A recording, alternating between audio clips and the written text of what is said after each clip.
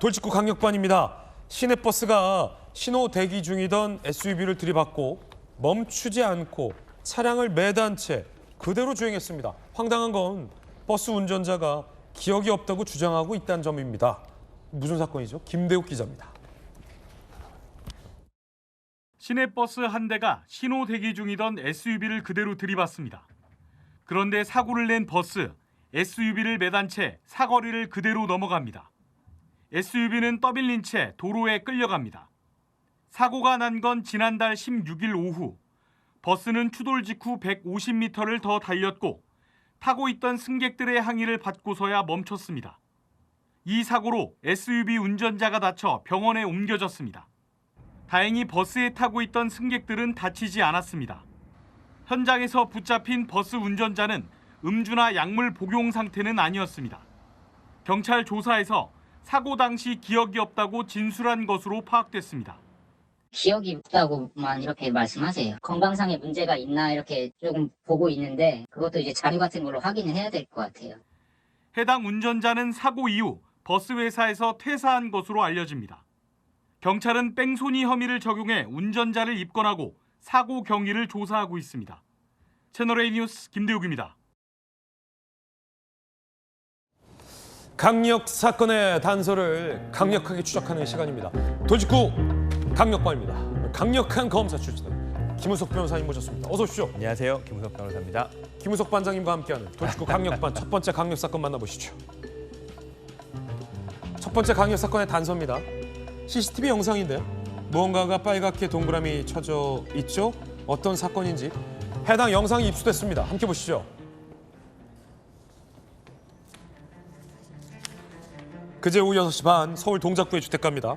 젊은 여성이 내리막길을 다급히 뛰어갑니다. 행인과 마주치자 뛰어온 쪽을 가리키며 뭔가 다급하게 얘기를 합니다. 동동거리는 발엔 청 테이프가 끊어진 채로 붙어 있습니다. 심각한 상황이 있었던 걸로 보이는데 도대체 이 여성에게 무슨 일이 있었던 걸까요? 자, 영상 한번 다시 보실까요? 굉장히 다급하게 뛰어내려오면서 발을 동동 구르는데 여성의 발목에 청 테이프가 붙어 있죠. 끊어진 채로 붙어 있습니다. 굉장히 다급하게 뭔가를 얘기하는 이 여성의 모습입니다. 그제 서울 동작구 40대 A씨 남성이요. 20대 여성의 집에 침입을 해서요. 테이프로 이 여성을 묶고 위협까지 가했습니다. 이 남자가 차량을 가지러 간 사이에 20대 여성이 탈출을 했고요. 행인을 만나서 경찰에 신고한 사건입니다. 출동한 경찰에 이 40대 남성은요.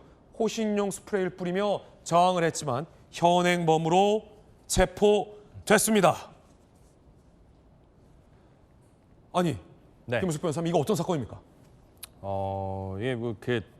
저도 이제 왜 이 남성이 가해자가 40대 남성이 20대 여성한테 이런 일을 한다? 더군다나 알고 있는 사이라고 하더라고요. 아는 사이였어요? 네, 알고 있는 사이라고 나오더라고요. 근데 이게 아는 사이에서 왜 이랬는지 이거는 뭐 아직 보도상으로는 왜 그랬는지는 모르겠는데 수사를 통해서 좀 확인해 봐야 할 것 같아요. 예. 근데 이게 이제 그 여성의 입장에서 생각해 보면 이건 진짜 끔찍한 경험이거든요. 끔찍하죠. 이게 사실 제가 검사 시절에 이제 이런 사건 처리하다 보면 가끔 가다가 이제 경찰에서 조사한 피해자를 검사가 다시 불러야 할 때들이 생깁니다. 네네. 왜 그러냐면 이제 범행 경위가 좀 불분명한다든가 현재의 피해자의 상태라든가 뭐 이런 것들이 좀 애매한 경우에 불러서 조사를 해보게 되는데 이러면 피해자가 정말 끔찍할 정도의 고통을 호소하면서 그럼요. 이렇게 되면 너무너무 끔찍하고 뭐 눈물을 흘리기도 하고 조사가 중단되기도 하고 그렇습니다. 이건 뭐 정말 심각한 범죄고 엄벌해야 될 상황이죠. 계획된 범죄라는 얘기도 나오고 있습니다. 함께 보시죠. 20대 여성의 손발을 테이프로 결박했다. 그러면 부모도 죽이겠다 협박이 있었고 흉기도 있었고 알고 지낸 사이였다? 아니 지금 그 범죄 혐의를요. 어떤 혐의를 적용해야 되는 겁니까? 맞는 겁니까? 이거는 이렇게 생각하시면 됩니다. 수사는 생물이다. 예. 그리고 수사가 아직 끝나지 않았다. 이런 거를 하나 아실 필요가 있는데요. 수사라는 게 이게 이제 처음에 초기 단계의 수사로 끝나는 게 아니라 처음에 일단 수사를 해보면서 점점 범위가 확대되는 경우들이 많습니다. 지금 이 사건 같은 경우에는 경찰관에게 이제 호신용 스프레이를 뿌렸다는 점에서 공무집행방해의 이슈가 있어요. 이거는 정말 명백한 혐의고 현행범으로 바로 적발이 된 거니까 현행범으로 일단 체포를 한 거고 네. 이제 이 사람의 신병을 확보한 다음에 피해자의 말을 들어볼 겁니다. 들어보면 이 사람이 이제 피해자에게 어떠한 위협을 가한 건지 이런 걸 알 수 있을 거고. 예를 들어서 무슨 뭐 성적 폭행을 하려 했던 건지 아니면 네. 정말 생명에 위협을 가했던 건지 뭐 재물을 뜯어내려 했던 건지 그럼요. 여성의 손과 발을 묶었잖아요. 일단. 네. 그리고 이게 계획 범죄일 수밖에 없는 게 테이프랑 흉기를 소지하고 여성의 집에 들어갔다는 게 이게 계획 범죄라는 핵심적인 증거고. 그렇죠. 분명히 들어가서 여성에게 손발 묶고 뭐라고 이야기하면서 뭐 위협을 하는 말을 했을 겁니다. 이거는 추후에 수사를 하면서 혐의로 얹어질 겁니다. 어떤 혐의까지 뭐 수사에 따라서 추가 가능합니까?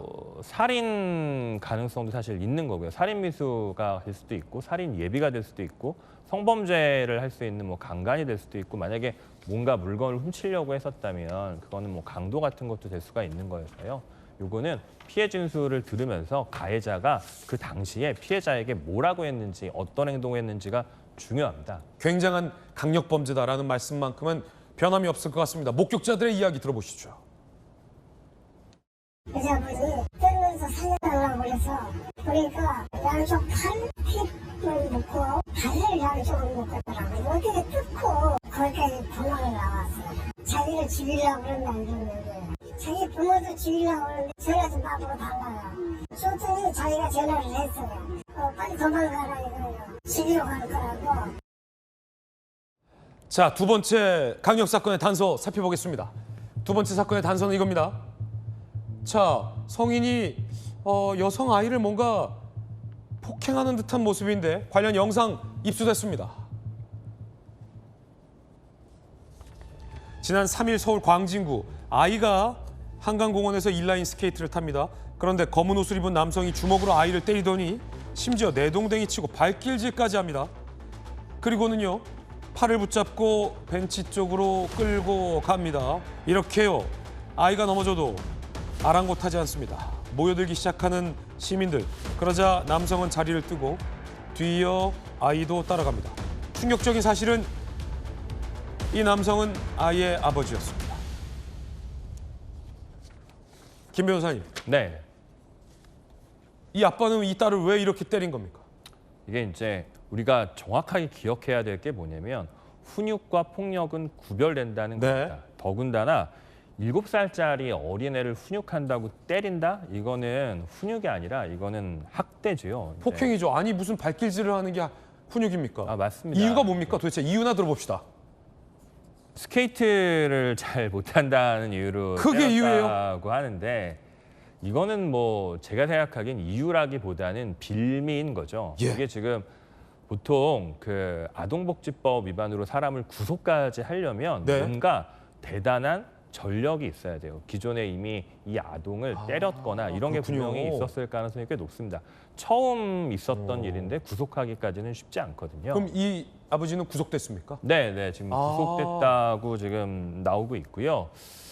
이게 이제 우리가 이제 알아야 될 게 뭐냐면 네. 옛날에 부모가 체벌하고 뭐 교사가 체벌하고 뭐 이런 것들이 있었습니다. 그런데 이게 이제 그 특히 부모의 체벌 같은 경우에는 우리 민법에 보면 부모가 훈육하고 징계할 수 있다라는 규정이 있었었어요. 아, 민법에 그런 게 있었군요. 네, 그런 게 있었었습니다. 네. 옛날 일이고 징계할 수 있다라는 근거로 체벌할 수 있는 거 아니냐 이런 생각들이 있었었고 그래서 부모가 아이를 때리는 거는 이거는 폭력이긴 하지만 사회 전체적인 법 질서 차원에서 보면 위법하다고 볼 수 있는 건 아니지 않냐 네. 이렇게 해서 정당행위라는 걸로 처벌하지 않았던 시절이 있었습니다. 그래서 예. 아주 예전에는 정말 심하게 때려도 처벌하지 않았었어요. 근데 법이 바뀌고 사회가 바뀌고 인식이 변했습니다. 이제 아동은 보호하고 가르치고 따뜻하게 품어줄 대상이지 그게 맞죠. 잘못했다고 때리는 대상은 아니거든요. 예. 이거는 허용되지 않는 거고 아동복지법이 이제 신설이 되고 나서 이렇게 아동에 대해서 신체적인 학대를 가하는 거 그리고 정서적인 학대를 가하는 거 이런 게 여러 번 반복이 되면 아무리 부모라고 하더라도 구속도 하고요. 엄벌에 처하는 게 지금의 실무입니다. 그렇군요. 자, 이런 아버지 결국에는 구속 송치됐다라는 부분까지 우리 김우석 변호사님께서 짚어주셨습니다. 강력 사건 함께하고 있습니다. 세 번째 사건의 단서 만나보시죠. 피눈물 흘리게 한 죄, 이 도대체 어떤 사건일까요? 사건의 전말 함께 보시죠. 무려 164억 원의 남의 피 같은 전세 보증금을 먹고 튄 여성 1년 만에 잡혔습니다. 나쁜 여성입니다. 30대 여성 A씨 그리고 60대 남성 B씨 빌라 건물 11채를 건축하고 83명과 계약을 체결했습니다. 전세 보증금 무려 164억 원의 규모입니다. 저 사람들에게는 전 재산일 수도 있어요. 임차인들 전세 보증금을 돌려받지 못하고 있다. 잇따라 경찰에 고소를 했습니다. 2023년에 말이죠. 그런데 작년 초에 경찰 조사 시작 전에 해외로 튄 겁니다. 60대 남성은 국내 입국 후에 검거됐는데 문제는 30대 여성. 안 잡혀요. 인터폴 적색 수배를 때렸습니다. 결국 지난 2월 필리핀에서 붙잡혔고요. 이번 달 초, 7월 초에 국내에 송환이 됐습니다. 결국 잡힙니다. 김 변호사님. 네. 유능한 검사셨잖아요.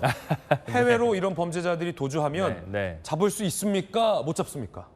이런 정도의 중범죄자가 해외로 도망가면 이런 수사기관에서도 강력하게 관심을 가지고 체포하려고 듭니다. 그래서 잡습니까? 그럼요. 잡죠. 당연히 잡죠. 이거는 지금 그 일반 서민을 상대로 거액의 피해를 입힌 사건이고 이런 거는 중하게 보는 사안이고 당연히 경찰에서도 인터폴에 적색 수배라는 걸 겁니다. 저 인터폴 적색 수배가 뭐냐면은 예. 국제 체포 영장이다. 이렇게 생각하시면 될 것 같아요. 국제 체포 영장이다. 예, 그러니까 뭐 일반인이 알아듣기 쉬운 표현으로 하면 이제 그렇게 생각하시면 될 것 같고, 그러니까 우리나라에서 체포영장, 구속영장이 발부된 걸 가지고 해외에서 그 사람을 검거하고 그 사람을 국내로 송환하는 이런 절차입니다. 예. 강한 처벌, 이 30대 여성 강한 처벌이 예상되는데 문제는 변호사님 이 164억 네. 다른 사람들에게는 전 재산이잖아요. 이거 뜯긴 임차인들에게는 이거 전 재산인데 이거 돌려받을 수 있습니까? 그러니까 그런 부분이 참 안타까운 거죠. 이게 사람을 형사적으로 범죄가 된다고 해서 처벌하는 거하고 피해를 회복하는 거랑은 별개입니다. 예. 그래서 이 사건 같은 경우에 아마 이 도망간 사람이 전세보증금 받아가지고 아마 뭐 유흥비로 탕진했든 아마 아니면 숨겨놨든 이렇게 나쁘게 사용하거나 은닉했을 가능성이 높고 이런 경우에 피해자들 입장에서 피해 회복한다는 게 사실상 되게 쉽지가 않아요. 어렵다. 그런 방법이 뭐밖에 없냐면은 엄벌을 하는 거고요. 엄벌을 하면 이 사람들이 이제 피해자들이랑 합의하려고 드는 경우들이 꽤 많습니다. 그러니까 이런 엄벌을 통해서 피해자가 피해 회복하게 되는 이럴 수밖에 없는 현실이 좀 있습니다. 범죄자 중에서는 어차피 그냥 몇 년 살다 나오면 되니까 그럼 164억이 내 돈인데 뭐하러 합의하냐? 몇 년 살다 나오지 어차피 가면 재판부가 형 깎아준다. 뭐 이런 마인드도 있던데. 그렇게 생각하는 사람들이 있죠. 그리고 예전에는 지금 보면 사람의 수명이 길어졌는데 예전에는 이 길어진 수명에 합당하지 않게 형량의 상한이 제한돼 있었어요. 예. 그러니까 예전에 이제 뭐 유기징역형의 상한이 15년이고 그래서 가중하면 22.5년이 최상한이었었는데 요즘은 이게 형량이 가중할 수 있는 게 늘어가지고요. 50년까지 가능합니다. 그래서 이렇게 164억 서민의 피를 빨아먹는 범죄를 저질렀다? 30몇 년씩 나올 수 있어요. 와, 네. 30몇 년씩 나올 수 있다. 명심하셔야겠습니다.